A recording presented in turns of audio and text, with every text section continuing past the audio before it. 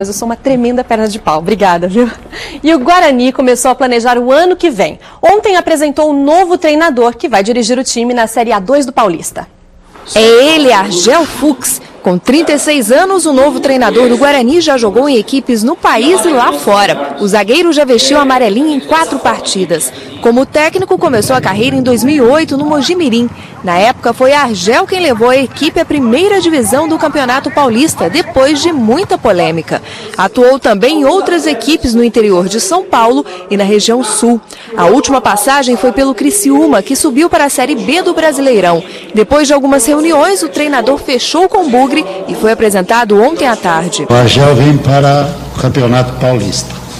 A sequência, como todo clube, todo treinador, a permanência, a sequência no futuro vai depender dos resultados. Ele é consciente disso, mas o futebol é assim. Nós vamos jogar uma competição difícil, complicada, que é a Série A2, e nós temos conhecimento. Em 2008 nós subimos o Mojimirim, a primeira divisão do Campeonato Paulista, e sabemos a dificuldade que é.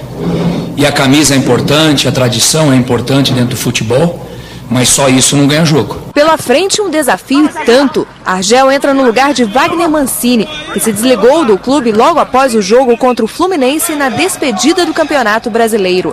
A fraca campanha entristeceu os torcedores. Foram 8 vitórias, 13 empates e 17 derrotas. No ano do centenário, o clube vai disputar a segundona do Paulista e do Brasileirão. Argel chega ao Brinco de Ouro acompanhado do auxiliar técnico Cláudio Miro e do preparador físico Eduardo Langer. A ordem é trabalhar duro. O novo treinador já anunciou. Vai antecipar a reapresentação dos jogadores que vão disputar a Série A2. A apresentação não é dia 13 de janeiro, não. Nós vamos tentar essa apresentação bem antes, mas bem antes. Até porque os nossos adversários já estão trabalhando desde o dia 7 e dia 8 de dezembro. A primeira partida será dia 15 contra o São Bento. Além de analisar os jogadores que têm contrato com a equipe, Argel já está em contato com os reforços, mas não quis adiantar nenhum nome. O novo técnico quer também dar chances aos pratas da casa e prometeu observar atentamente as equipes de base. O Guarani sempre foi formador de jogador, então um time que tem a estrutura que tem o Guarani, as condições que oferece na base, tem que ter alguma coisa boa. No juvenil, no júnior. E se tiver um jogador no juvenil ou no infantil, não tenha dúvida que nós vamos trazer e nós vamos colocar para jogar. Até porque o Guarani não pode perder esse rótulo de formador de jogador.